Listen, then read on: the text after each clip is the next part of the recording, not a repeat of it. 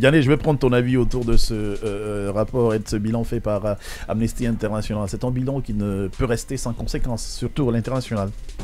Bon, ça c'est très difficile à répondre aujourd'hui avec l'évolution des choses parce qu'on a eu beaucoup plus de temps à parler de ça ici et habituellement quand ces rapports sont fournis ici, on perd beaucoup plus de pain ici parce que ça fait partie des mécanismes de contrôle donc, des droits de l'homme au niveau international ici, comme le rappelait ici Simon Pierre. Mais vous saviez que depuis un certain moment ici, les périodes ont changé, la géostratégie surtout qui implique aujourd'hui qu'on appelle les ressources minières de la République de Guinée, ça fait que la Chine est en parfaite concurrence avec les États-Unis et la Russie et aussi la France, etc. Donc aujourd'hui, pratiquement, la République de Guinée aujourd'hui est devenue une terre d'attraction aujourd'hui donc de ces investissements en dépit de toutes les violations que les Guinéens subissent par les autorités ici. Donc on se demande effectivement qu'est-ce qu'on fait aujourd'hui des textes fondamentaux, n'est-ce pas, reconnus universellement, qu'est-ce qu'on fait même des lois de la République ici. Parce que comme on a eu de par le passé, dès qu'il y avait une méfiance accrue à l'égard des régimes qui étaient, en tout cas, qui étaient réputés être dictatoriaux. Vous avez vu le cas de la Libye qui a subi du rempli de 40 ans d'embargo. Vous avez vu qu'on appelle la Somalie, on va dire que c'est un État en guerre. Même la République de Guinée ici, on a vu beaucoup de cas comme ça, on s'en méfiait, mais aujourd'hui, c'est plutôt, ce sont des gens qu'on voit devant les rencontres internationales. Vous avez vu le général Mamadi Doumbouya à l'investiture de Bassirou Diomaye Faye. On aurait cru qu'il était le parrain de l'événement, avec assis comme sincèrement.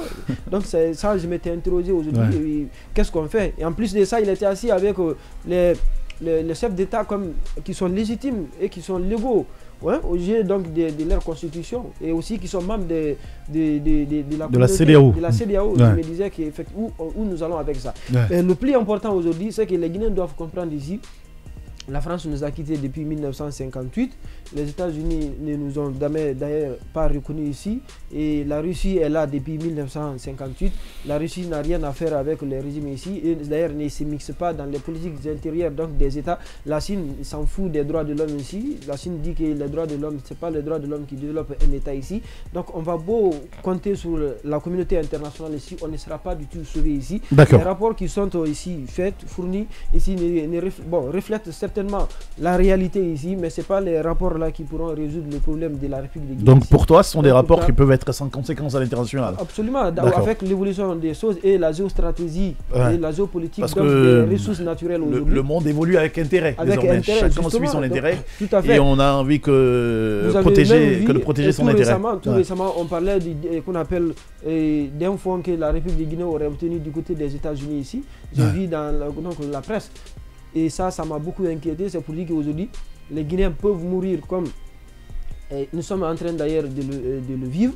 Et on peut violer les droits de l'homme, on peut décrocher les médias, on peut tuer des enfants, et on peut aussi mettre en prison des leaders d'opinion ici comme on le veut. Et ce n'est plus l'affaire des États-Unis ici, ce n'est plus le problème de la France ici qui était aujourd'hui comme qui faisait le gendarme en Afrique ici, et etc. Le monde occidental a abandonné la République de Guinée. Donc c'est aux Guinéens de se lever, de prendre leur destin à main, et personne d'autre ne viendra faire la lutte à notre place. Voilà, super, c'est dit. Merci beaucoup à toi, Yanné.